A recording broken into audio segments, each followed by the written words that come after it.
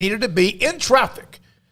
Eric Galko was there, standing right there when Tyquan Thornton blew up everybody with a 4-2-1, and had a chance to visit with him about the moment of Tyquan Thornton.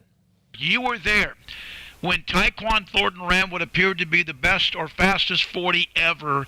It eventually was changed, but what was your reaction? What was the reaction inside that stadium when that happened?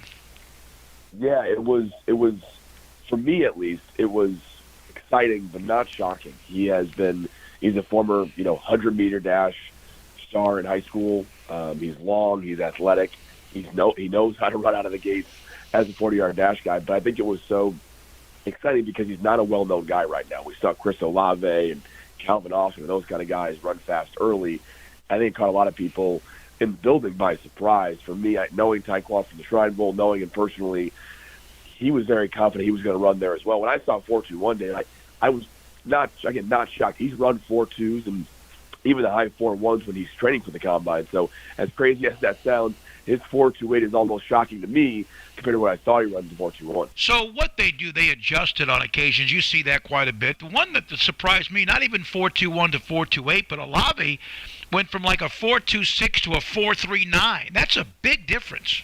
Yeah, so the unofficial is the hand time. The NFL Network has a person down there. This year it's Mark Ross, it's always been Charlie Casserly, who's done it for a long, long time. Mark Ross is there now, so maybe there's some rookie mistakes, or I'm not sure what, but that's, I think, the big reason why is that Charlie Casserly was down there for a long time, and I think he got really the hang of it of matching up with the laser time, which is the official time, and that was different. So unofficial and unofficial doesn't mean Tyquan didn't run a 4.21. I know scouts that did have him in the very low 4.2s on their hand time, but the official time's the laser time. That's really a discrepancy. So, again, I was surprised as well, but Olave can run in the 4.3s, or even the high 4.2s. I've seen him do it, and Tyquan can run in the 4.21s. I've seen him do it as well.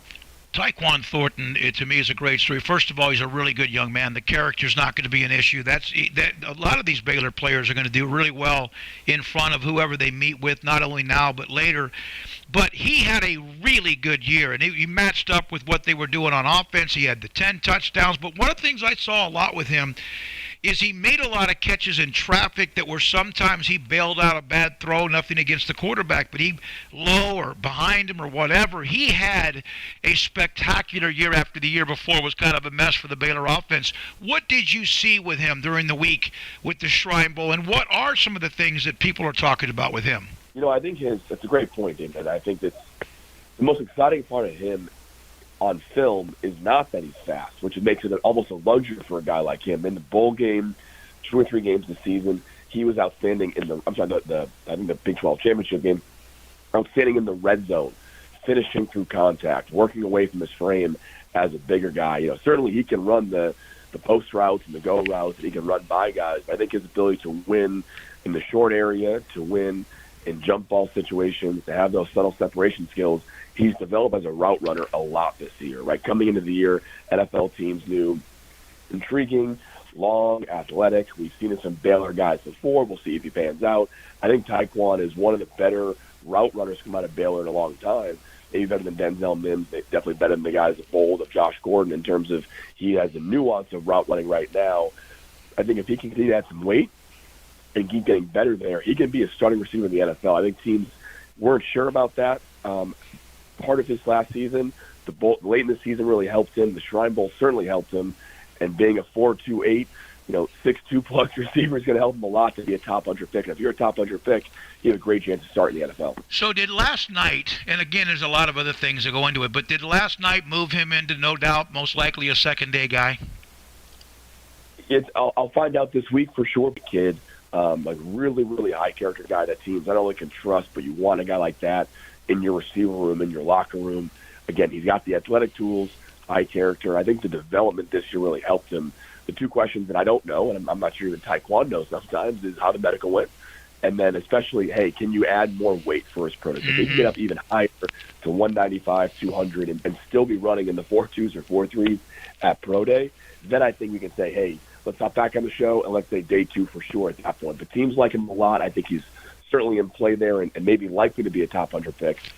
But I think a little more weight and make sure the medicals are okay, I think we have a good shot at being there. You spent time with his agents, you said. You told me on a text right after that time. How thrilled, because this is a business. I mean, dollar signs and all that other stuff and wherever you end up. But what did that mean? What were they like after that 4-2-1 that was initially posted? No, I'm very thankful of this. The Shrine Bowl work I get to do, I get to meet a lot of these players and build relationships. So when he ran that fast and we saw the unofficial time, I called his. I can't call Tyquan. He's still working down there. I called the agents. We're so happy for him. He's trained his butt off to make sure that he's going to be one of the best testing receivers. He knows what he's doing. And obviously, if you know Tyquan, he's a kid you absolutely want to root for and know he's going to be successful too. So I think they were excited. His agency won.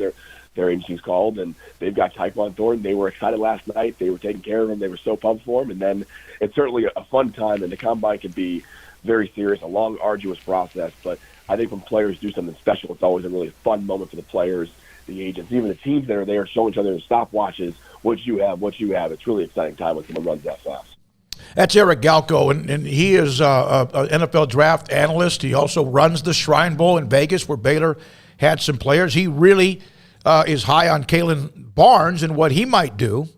Craig, does he go lower than Tyquan? You'd think he would unless he gets a little bit too much in the moment. Are you saying as a draft pick or as a runner? No, I'm talking about as a 40 time. Man, I don't know. Like at this point, it's getting so hyped up. Like I don't know. He's beating 4.28. I mean, if anybody could do it, it'd be Kalen Barnes. But I mean, I honestly don't know what to expect with him. I mean, sure he can beat it, but I have no idea. As a pro, though, I'm taking Tyquan easily. Kalen, to me, is somebody that is in danger of not getting drafted if he doesn't perform very well during this draft process, in my opinion, because if you go back and look at the tape at Baylor, there's a lot of people that have broken him down now, and he's a super athlete. That's great. What else do you ever hear about Kalen Barnes other than fast and athlete?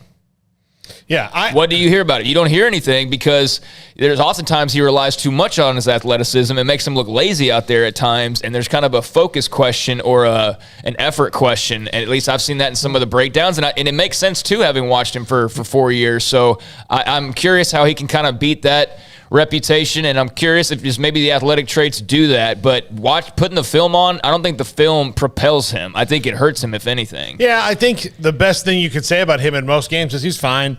Yeah, he's fine. Good. He did his job well enough, but he wasn't someone who bowled you over. Now, Tyquan Thornton, and Grace will join us here in a second. Tyquan Thornton is someone who, in addition to this great 40 time, you can look at the film and say, man, like the guy can play. He can go up and get the ball. He can win on routes against guys that are bigger than him. He can do that. So, yeah, I think that there's a little bit of a difference there.